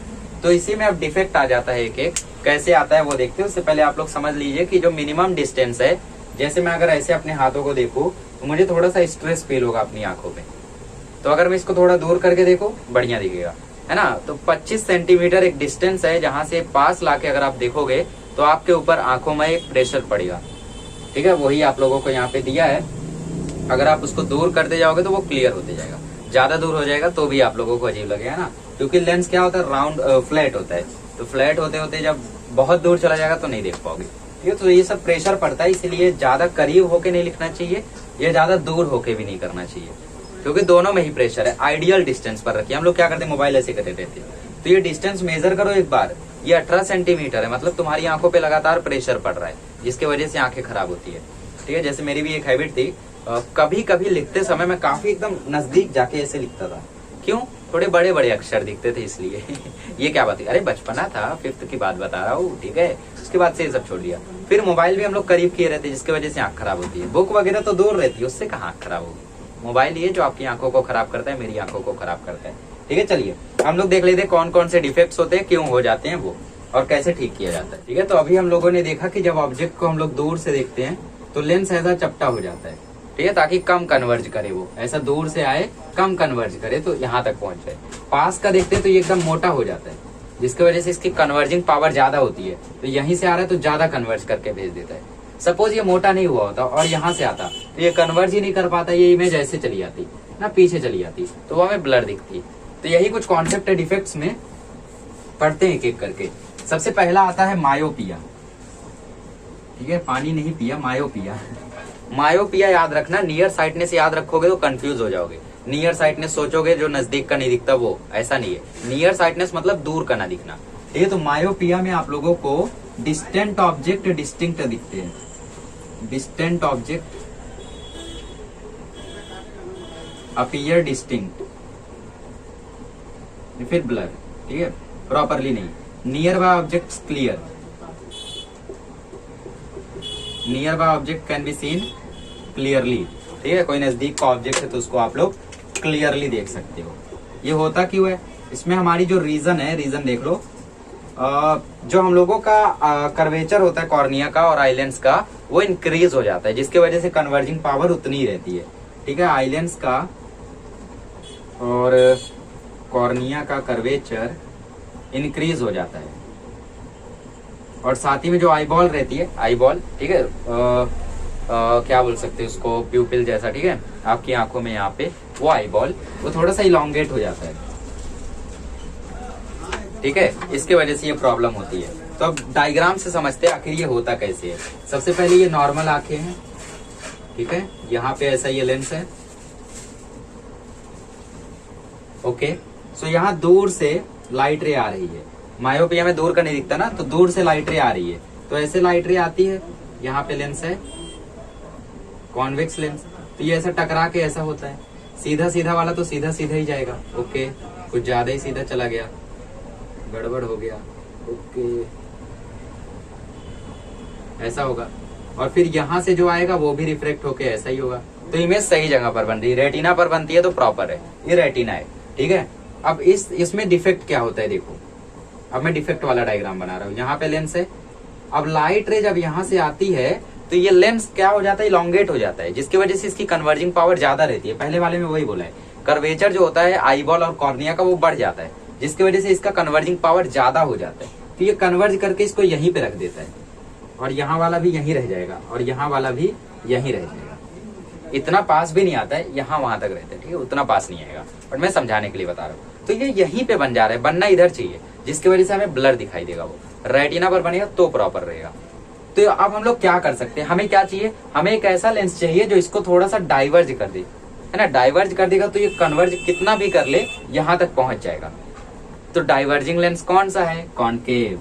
तो concave lens is used in this defect. और कॉनकेव लेंस का जो फोकल लेंथ होता है वो नेगेटिव होता है, मैंने आपको बताया। अगर फोकल लेंथ नेगेटिव है तो पावर भी नेगेटिव होगी, समझ गए, पावर भी नेगेटिव होगी, क्योंकि फोकल लेंथ नेगेटिव, और फोकल लेंथ किसका नेगेटिव होता है, कॉनकेव का, है ना। Easy part. चलो तो अब ठीक कैसे होता है, देखो ये ह्यूमन आई है, ये लेंस है। अब यहाँ पे हमने एक कॉनकेव लेंस लगा दिया, आपने चश्मा पहन लिया, मैंने चश्मा पहन लिया, यहाँ से लाइट रे आई। अब कॉनकेव ने पहले इसको डाइवर्ज कर दिया, ऊपर कर दिया, थोड़ा सा ऊपर करने की वजह से ये टिप पर टच हो रहा है, जिसकी वजह से कितना भी कन्वर्ज कर ले यहाँ तक पहुंच जाता है। और ये भी ऐसा पहुंच गया, ये भी कन्वर्ज हुआ, ज्यादा कन्वर्ज कर दिया मैंने, साइज से ज्यादा कन्वर्ज हुआ, फिर ऐसा पहुंच गया। ठीक है, तो कॉनकेव लेंस लगा के हम इसको सही कर सकते हैं, समझ गए। पावर क्यों नेगेटिव होती है, क्योंकि फोकल लेंथ नेगेटिव होता है। फोकल लेंथ क्यों नेगेटिव होता है, क्योंकि कॉनकेव लेंस का फोकल लेंथ नेगेटिव होता ही है। अब हम लोग देख लेते हैं हाइपरमेट्रोपिया। चलिए हाइपरमेट्रोपिया पढ़ते हैं। हाइपरमेट्रोपिया ही याद रखो, क्योंकि फार साइटनेस पढ़ोगे तो ऐसा लगेगा जिसमें दूर की आंख खराब होती है, तो कंफ्यूजन मत करो, ठीक है। इसमें डिस्टेंट ऑब्जेक्ट एकदम क्लियर दिखाई देते हैं, बट नियर बाय ऑब्जेक्ट नहीं दिखाई देते हैं। Near by object appear unclear, ठीक है, अनक्लियर होते हैं, प्रॉपर नहीं दिखाई देते, या फिर जो वर्ड आपको यूज किया उसमें वो यूज करो, ठीक है। अब देखते हैं आखिर ये डिफेक्ट होता क्यों है। इसमें क्या होता है, कर्वेचर कॉर्निया का और आइलैंड्स का डिक्रीज होता है, ठीक है। रीजंस आपको पूछ सकते हैं, तो दोनों रीजन अच्छे से रट लेना। उसमें इंक्रीज होता था, इसमें डिक्रीज होता है। क्या डिक्रीज होता है, कर्वेचर, ठीक है, डिक्रीज्ड कर्वेचर। और आईबॉल उसमें इलोंगेट हो रहा था, इसमें फ्लैटन होता है, ठीक है। आईबॉल क्या होता है, फ्लैटन होता है, फ्लैटेंड आईबॉल, है ना। उसमें ऐसा राउंड में हो गया था, इसमें फ्लैटन ऐसा चपटा हो जाता है, ठीक है। चपटा होने के कारण दूर का ऑब्जेक्ट प्रॉपर दिखता है। मैंने शुरुआती में आपको बताया, जब वो राउंड हो जाता है तो नजदीक का दिखता है, चपटा हो जाता है तो दूर का दिखता है ना, तो इसमें वो प्रॉब्लम होती है। लेंस कौन सा यूज होता है देख लेते हैं। सबसे पहले डिफेक्ट समझते हैं। ये आपका आई का डायग्राम, यहाँ पे है convex lens, what I am doing, यहाँ पे है कॉन्वेक्स लेंस, ठीक है। लाइट रे एकदम पास से आ रही है, तो ये कन्वर्ज कर देता है ऐसा नॉर्मली, है ना। नॉर्मली देखो रेटिना पे इमेज बन रही है, प्रॉपर है सब कुछ, ठीक है। अब इस डिफेक्ट में होता क्या है कि ये कॉन्वेक्स लेंस है, इसको मैं थोड़ा सा ओके, ठीक है, ऐसा कर देता हूँ। इसमें होता क्या है कि ये फ्लैटन हो जाता है, थोड़ा सा फ्लैटन होने के कारण इसकी कन्वर्जिंग पावर कम हो जाती है। मैंने बोला ना, राउंड बना तो उसकी पावर ज्यादा, फ्लैटेंड हो गया, चपटा हो गया तो पावर कम। तो यहाँ से जब लाइट रे आएगी तो ज्यादा कन्वर्ज नहीं कर पाएगा, तो ये ऐसी चली जाएगी। सेकंड लाइट रे आएगी, ज्यादा कन्वर्ज ये तो होगी नहीं, ऐसी चली जाएगी। थर्ड लाइट रे आएगी, ये भी कन्वर्ज नहीं कर पाएगा, ऐसी चली जाएगी। तो ये रेटिना के पीछे बन जाती है। इमेज कहाँ बनती है, रेटिना के पीछे। उसमें कहाँ बन रही थी, आगे। ये इमेज रेटिना के पीछे, तो क्या सर के पीछे बनती है, ऐसा नहीं है, मतलब वर्चुअली बनाया जाता है कि ऐसा ये रहता है, इसलिए ब्लर दिखता है। तो जितना ज्यादा दूर करोगे उतना प्रॉपर दिखाई देगा, ये फायदा होता है। जिसको मायोपिया है उसको नजदीक का ऑब्जेक्ट कुछ ज्यादा ही क्लियर दिखेगा, और जिसको हाइपरमेट्रोपिया है उसको दूर दूर का ऑब्जेक्ट क्लियर दिखेगा। तो ये कुछ फायदे भी होते हैं। अब करना क्या है, हमें इस रे को और कन्वर्ज करना है ना, ताकि ये इतना दूर न जाए, और कन्वर्ज करना है। तो और कन्वर्ज करने के लिए हम लोग कन्वर्जिंग लेंस यूज करेंगे। ये कॉन्वेक्स है, यहाँ पे एक और कॉन्वेक्स लेंस लगा देते हैं, तो यहाँ से लाइट रे है, इसने ऑलरेडी कन्वर्ज कर दिया, और बचा हुआ काम इसने थोड़ा बहुत कर दिया, ठीक है। इसने ऑलरेडी कन्वर्ज किया और फिर बचा हुआ काम इसने कर दिया। तो जिसका इमेज ज्यादा आगे या ज्यादा पीछे बनता है उसको उतना ही ज्यादा पावर का लेंस दिया जाता है, ताकि कन्वर्ज अपने हिसाब से या डाइवर्ज अपने हिसाब से कर दे। समझ गए ये चीज? अब कन्वर्जिंग लेंस यूज हो रहा है। कन्वर्जिंग लेंस मतलब कौन सा लेंस? कॉन्वेक्स। तो पावर कैसी रहेगी? पॉजिटिव। क्यों पॉजिटिव रहेगी? क्योंकि कॉन्वेक्स का फोकल लेंथ होता है पॉजिटिव। समझ गए? फोकल लेंथ भी रहेगी पॉजिटिव। जैसे आपको कॉन्केव और कॉन्वेक्स में डिफरेंस पता करने आया तो ऐसे ही लिख देना, concave lens is also called as diverging, convex is converging, power of convex lens is positive and concave lens is negative, focal length is positive, focal length is negative। हो गया 3 पॉइंट, 3 मार्क्स का, है ना। Focal length भी इसकी होती है positive. और कुछ रह गया? ओके, और कुछ नहीं, ठीक है। तो इस तरीके से फार साइटनेस होता है। अब एक और आता है प्रेस बायोपिया। फार साइटनेस ज्यादातर 40 साल के बाद लोगों को हो जाता है। दूर की दृष्टि उनकी थोड़ी बहुत खराब हो जाती है, जिसकी वजह से वो दूर का नहीं देख पाते। प्रेस बायोपिया, देखो कुछ कुछ लेंस आप लोगों ने ऐसा चश्मे में देखा होगा कि यहाँ पे भी एक छोटा सा लेंस रहता है। तो प्रेस बायोपिया वो डिजीज है जिसमें दोनों रहता है, मायोपिया भी और हाइपरमेट्रोपिया भी। मतलब ओल्ड एज में क्या होता है, लोगों का लेंस, मतलब आंखों का लेंस काफी खराब हो जाता है, जिसकी वजह से वो ना नजदीक का देख पाते ना दूर का देख पाते। मतलब उनका लेंस एडजस्ट हो ही नहीं पाता है, फ्रीज हो जाता है लगभग ज्यादा एज में, 80-90 में, ठीक है। सो वो नजदीक का देख पाते ना दूर का देख पाते हैं। तो जिसकी वजह से उनको ये लेंस दिया जाता है, जिसमें ऊपर का होता है कॉन्केव और नीचे का होता है कॉन्वेक्स। तो जैसे बुक पढ़ना है तो वो आंख नीचे करके पढ़ेंगे, तो यहाँ पे इसलिए कॉन्वेक्स होता है, आंख नीचे करके पढ़ेंगे ना तो कॉन्वेक्स है, नजदीक का दिखाई देगा। अब दूर देखना है तो वो ऐसे देखेंगे यहाँ पे, तो इसीलिए इसको कॉन्केव रखा जाता है ताकि दूर दूर का दिखाई दे। तो ये होता है प्रेस बायोपिया, जिसमें दोनों डिजीजेज इन्वॉल्व होती है। अब हम लोग देख लेते हैं यूजेस। चलिए यूजेस देख लेते हैं। तो कॉन्केव लेंस मेडिकल इक्विपमेंट में, सीडी प्लेयर में, स्कैनर में और होटल वगैरह में जो छोटा सा होल रहता है दरवाजे में, जिससे हम लोग बाहर देखते हैं कि कौन खड़ा है, उसमें यूज होता है कॉन्केव लेंस, ठीक है। चश्मे में यूज होता है, टॉर्च में यूज होता है, कैमरा में यूज होता है, टेलीस्कोप में, माइक्रोस्कोप में। क्या कहा? माइक्रोस्कोप। देख लेते हैं माइक्रोस्कोप। पहला होता है सिंपल माइक्रोस्कोप, जो आप लोग मैग्नीफाइंग ग्लास लेकर आओगे वैसा रहता है, ठीक है। तो इसका फंक्शनिंग देखो रहता कैसे है। सबसे पहले आपने ऐसा कॉन्वेक्स लेंस लिया। केव लेंस सबसे पहले आप लोगों को यूजेज 5-6 याद रखने खाली, CD player, spectacled, torch, camera, telescope, microscope, ठीक है, बस। अब कॉन्वेक्स लेंस का यूजेस देख रहे हैं। सबसे पहला यूज है सिंपल माइक्रोस्कोप में। सपोज ऑब्जेक्ट आपने यहाँ पे रखा है, ठीक है। अगर आप लोग ऐसा रे डायग्राम बनाते हो तो जब ऑब्जेक्ट यहाँ था तो ये ऐसा दूर भाग रहा था, जिसकी वजह से हमने पीछे इसको जोड़ा था, याद है, ठीक है। तो अगर लेंस के क्लोज हम ऑब्जेक्ट को रखते हैं तो उसकी इमेज कुछ ऐसी दिखती है ना। जितना ज्यादा क्लोज रखेंगे उतना ज्यादा छोटा दिखेगा, जितना ज्यादा लेंस दूर ले जाएंगे उतना ज्यादा बड़ा दिखता जाएगा। मैग्नीफाइंग ग्लास यूज किया ना, देखो जितना करीब रखोगे उतना छोटा, जितना जितना दूर ले जाओगे उतना बड़ा होता जाएगा। तो अभी करीब रखा है, यहाँ पे रखा हुआ है तो ये इतना बड़ा दिख रहा है। जब इसको थोड़ा दूर कर दोगे तो ये और बड़ा दिखेगा, और दूर कर दोगे तो और बड़ा दिखेगा, जैसे यहाँ पे दिया हुआ है, ठीक है। सेकंड वाले डायग्राम में देखो, अगर इसको फोकस पे आप रख देते हो तो क्या होगा, तो ऐसा ऐसा ऐसा ये बहुत दूर चला जाएगा, ठीक है। और ज्यादा दूर रख देते हो तो दिखता भी नहीं है, गायब हो जाता है। इसी की वजह से जब ज्यादा दूर हो जाएगा तो कहाँ ज्वाइन होगा, पैरेलल चला जाएगा ना, फिर डाइवर्ज हो जाएगा, है ना। जैसे आपने बहुत दूर रख दिया, सपोज आपने यहाँ पे रख दिया, तो ये ऐसा फोकस से जाएगा, ऐसा यहाँ से जाएगा, तो ये ऐसा जाएगा और ये ऐसा जाएगा, तो ये ज्वाइन ही नहीं होगा तो आपको दिखेगा ही नहीं। तो ये सिंपल माइक्रोस्कोप होता है, ठीक है। समझ गए इसका फंक्शनिंग?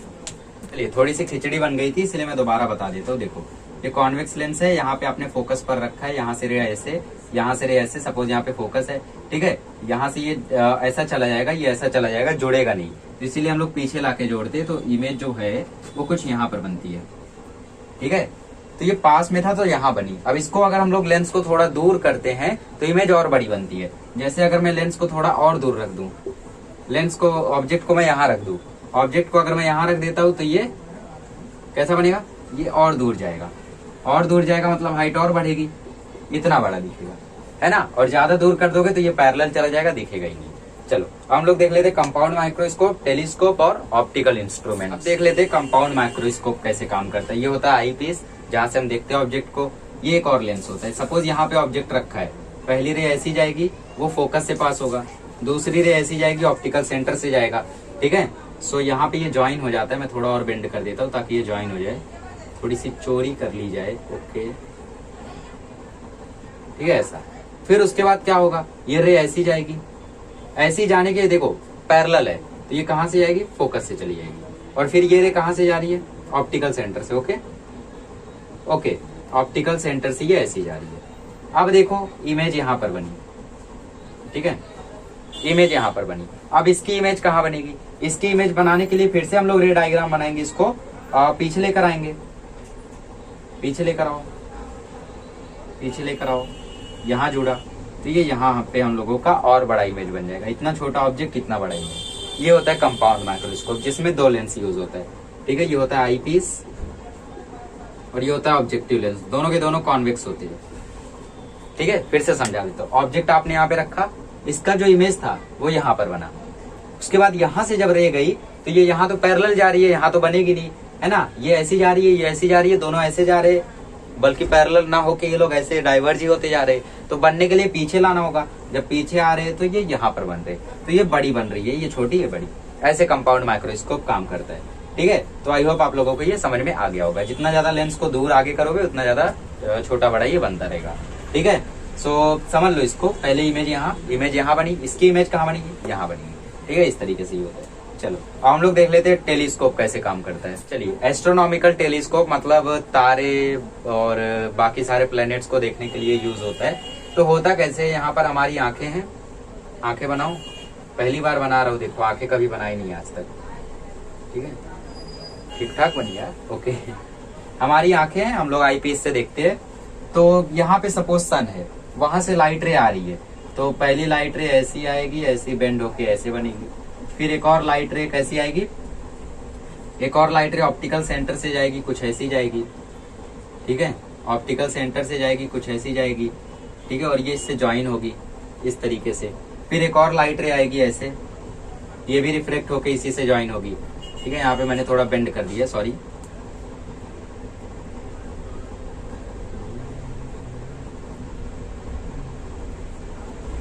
ये मेरी रे प्रॉपर नहीं जा रही है, let me draw it again, ठीक है। तो इस तरीके से इस ऑब्जेक्टिव लेंस से लाइट रे आती है ऐसे ऐसे, ऑप्टिकल सेंटर से यहाँ से आएगी तो पैरेलल चली जाती है, जानते ही हो रूल, है ना। तो ऐसे अगर फोकस से पास होके आ रही है तो पैरेलल चली जाती है, रूल 2। उसके बाद यहाँ पे ये इमेज बन जाती है और फिर आंखों से हम लोग इसको देख सकते हैं, ठीक है, ऐसे ऐसे ऐसे पैरेलली, ठीक है। तो यहाँ पर ये छोटी सी इमेज बन जाती है उस बड़े से प्लेनेट की। सपोज वो प्लेनेट पता नहीं कितना बड़ा था, इस बोर्ड से पता नहीं कितना बड़ा होगा, बट ये ऑब्जेक्टिव लेंस से क्या होता है, रे डायग्राम ऐसा बनता है और ये छोटे से जगह में हम लोग उसको देख सकते हैं। तो एस्ट्रोनॉमिकल टेलीस्कोप ऐसे काम करता है, ठीक है। दूर से रे आती है, यहाँ पे छोटा सा प्लेनेट हमें दिख जाता है, मार्बल जैसा, गोली जैसा, ठीक है।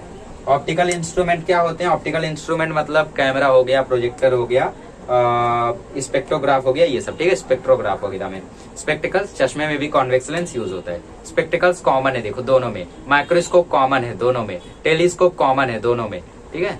तो आप लोग कॉमन याद रख लो, तीन हो गए। उसका मेडिकल इक्विपमेंट, सीडी स्कैनर और पीप होल इन द डोर हो गया 6। इसका 6 है ही नहीं, इसका 4 याद करना है, तो हो गया ना, optical instrument, spectacled, simple, compound, microscope, खत्म, टेलीस्कोप, एस्ट्रोनॉमिकल, है ना। चलिए ये हो गया। तो हम लोग छोटे से 2 कॉन्सेप्ट देख लेते हैं, एक परसिस्टेंस ऑफ विजन और एक रात में हम लोग कलर्स क्यों नहीं डिफ्रेंशिएट कर पाते। परसिस्टेंस ऑफ विजन होता क्या है, जैसे आप लोग अपने घर पे फैन को देखो तो फैन में आपको ब्लेड नहीं दिखेगा, आपको पूरा ऐसा गोल गोल घूमता हुआ दिखेगा, ऐसा गोला दिखेगा, ऐसा लगेगा कोई सर्कल है घूम रहा है ना। और फायर वर्क में जो चक्री चलाते हैं दिवाली वगैरह में, तो वो ऐसे ऐसे घूमती है, तो उसमें आपको वो जो चिंगारी निकली है जिस साइड से, वो साइड नहीं दिखेगी, आपको पूरा गोले में दिखेगा, है ना। ऐसा लगेगा ये कोई सर्कल है घूम रहा है। ऐसा क्यों होता है, क्योंकि वो हमारी आंखों में कोई भी इमेज अगर हमारी रेटिना पर बनती है तो 1/16 सेकंड के लिए रुकी हुई रहती है।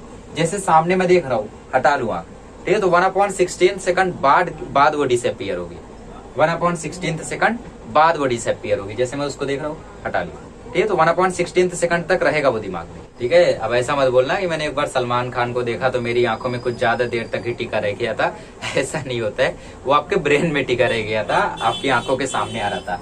ये 1/16 सेकंड तक हर चीज टिकी हुई रहती है। तो ब्लेड जो होता है फैन का, वो ब्लेड होता है फैन का, वो 1/16 सेकंड की स्पीड से जब रोटेट करता है, ठीक है, तो आप, ये पहला ब्लेड है फैन का, ये दूसरा ब्लेड है, ये तीसरा ब्लेड है। आपकी आंखों में पहला ब्लेड गया, इसकी इमेज 1/16 सेकंड तक टिकी रहेगी। सेकंड ब्लेड गया, उसकी भी इमेज, थर्ड ब्लेड गया, उसकी भी इमेज। तो ये रोटेट कर रहे हैं, तो ये इनके डिफरेंट पोजीशन, तो ये सब छपे हुए रह जाएंगे, जिसके वजह से ऐसा लगता है कोई सर्कल है। जैसे दिवाली में ऐसा ऐसा ऐसा ऐसा ऐसा कुछ घूम रहा है ना, तो वो घूम क्या रहा है, घूम सिर्फ ये पार्ट रहा है, घूम सिर्फ ये वाला पार्ट रहा है। बट हमें क्या लगता है, हमें लगता है पूरा सर्कल घूम रहा है, ये नहीं दिखता है, हमें पूरा सर्कल दिखता है। क्यों? क्योंकि ये तो इसके साथ हमारी आंखों में ये सब 1/16 सेकंड तक रुका हुए रहते हैं। इसको बोलते हैं परसिस्टेंस, रुकना, परसिस्टेंस ऑफ विजन। ठीक है, तो ये काफी मजेदार चीज है जो आप लोग ट्राई कर सकते हो। एग्जाम्पल वगैरह आपसे पूछ सकते हैं, तो एग्जाम्पल में आप लोग फायर वर्क का दे सकते हो, ऐसे डाइजेस्ट में एग्जाम्पल आप लोग ढूंढ सकते हो। तो ये कुछ कूल फैक्ट है। अब अगला कूल फैक्ट ये है कि रात में हम कलर क्यों नहीं डिफरेंशिएट कर पाते। चलिए, तो हमारी रेटिना में 2 टाइप के सेल होते हैं, एक होता है रॉड सेल, पीछे आपको रीजन भी है इस पे, एक होता है कोन सेल। रॉड सेल क्या करता है, कोई ऑब्जेक्ट कितना ब्राइट है या फिर कितना डिम है, मतलब कोई कितना ब्राइट है कितना डिम है, उसका सिग्नल वो भेजता है ब्रेन तक। ठीक है, signal send to brain by rod cell. और जो कोन सेल है वो क्या करता है, वो इंटेंसिटी ऑफ लाइट, कलर वगैरह का इंफॉर्मेशन भेजता है। ठीक है, कलर इंफॉर्मेशन भेजता है ब्रेन तक। दोनों का अपना अपना फंक्शन है। ठीक है, कलर कौन सा प्रिसीव कर रहा है वो इंफॉर्मेशन भेजता है ब्रेन तक, तब ब्रेन हमें वैसा कलर दिखाता है। जिसके पास कोन सेल की कमी होती है वो कलर सही से परसीव नहीं कर पाते। ठीक है, और अगर कोन सेल की बहुत ज्यादा कमी है तो वो कलर ब्लाइंडनेस होती है, उनको कलर डिफरेंशिएट कर ही नहीं पाते। तो जो रॉड सेल होते हैं, इसको लाइट दो या लाइट ना दो, ठीक है, फेंट लाइट में भी ये अच्छा रिस्पॉन्स करते हैं। ठीक है, तो मतलब लाइट नहीं भी रहेगी तो भी रॉड सेल रिस्पॉन्स करेगा। तभी तो हम लोगों को पता चलता है अंधेरा हो गया है। अंधेरा हो गया कौन बताता है, रॉड सेल ब्रेन को बताता है, ब्रेन हमें बताता है कि अंधेरा हो गया, सो जा, समझा, ज्यादा जाग मत। कौन सेल फेंट लाइट में रिस्पॉन्स नहीं करता है, डू नॉट रिस्पॉन्स इन फेंट लाइट, मतलब अगर लाइट कम हो गई या लाइट नहीं है तो ये रिस्पॉन्स ही नहीं करता है। कौन नहीं रिस्पॉन्स करता है, कोन सेल। ठीक है, जिसकी वजह से रात को या तो सारी चीजें हमें काली दिखती है या तो नीली दिखती है, मतलब जितनी भी लाइट रहती है उसके बेसिस पर हम डिफरेंशिएट करते हैं। आपको दीवार वगैरह नीली दिखती होगी ना, लाइट की वजह से, जितना लाइट है उसके हिसाब से डिफरेंशिएट करते हैं। अगर लाइट बहुत अच्छी है तो कोन सेल और रिस्पॉन्स करेगा, अगर लाइट और गड़बड़ है तो कोन सेल नहीं रिस्पॉन्स कर पाएगा। रॉड सेल हमेशा रिस्पॉन्स करेगा, लाइट चाहे जैसी हो। ठीक है, therefore one can sense colours in only bright light, यही आप लोगों को यहाँ पे दिया गया था। ठीक है, तो जिनके पास कोन सेल नहीं होता है वो लोग कलर्स को डिफरेंशिएट नहीं कर सकते और उनको कलर ब्लाइंडनेस होती है। ठीक है, चलिए, और आंखों में उनकी कोई कमी नहीं होती है। कोन सेल अगर नहीं भी है तो भी उनकी आई साइट में कोई प्रॉब्लम नहीं होती है। तो इसी के साथ हमारा लेंस चैप्टर खत्म होता है। काफी इंपॉर्टेंट चैप्टर है ये, क्योंकि इसका वेटेज काफी ज्यादा है। ठीक है, इस चैप्टर से काफी क्वेश्चन बनने के चांसेस रहते हैं, और वो भी ऑब्जेक्टिव टाइप, सिर्फ ऑब्जेक्टिव टाइप, कुछ भारी नहीं आएगा, सिर्फ ऑब्जेक्टिव टाइप। 2020 में भी 2019 में भी भारी क्वेश्चन आए थे, तो भारी क्वेश्चन आते भाई, अच्छे से कर लो लेंस चैप्टर। ठीक है, बहुत ही मजेदार चैप्टर है, मुझे तो बहुत अच्छा लगता है ये चैप्टर। ये चैप्टर ग्रेविटेशन चैप्टर, मतलब जिसमें न्यूमेरिकल आ जाए ना, वो मेरा फेवरेट चैप्टर, क्योंकि फेवरेट सब्जेक्ट क्या है, मैथ। तो जहां मैथ वो मेरा फेवरेट। ठीक है, चलिए अगले लेक्चर में मिलेंगे तो हम लोग मेटलर्जी नहीं सीखेंगे। मेटलर्जी का जो मैंने स्क्रीन पे पढ़ाया है आपको वही वीडियो रिफर करना पड़ेगा। आप बोलोगे ऐसा क्यों, क्योंकि उसमें काफी ज्यादा थियरी है। ठीक है, तो उसको स्क्रीन पर पढ़ाना ही बेटर रहेगा। मैं दोबारा बनाऊंगा भी तो भी स्क्रीन पर बनाऊंगा, तो कोई जरूरत नहीं, बिकॉज ऑलरेडी मैंने स्क्रीन पर जैसा एक्सप्लेनेशन पहले दिया था वैसा अभी भी दूंगा।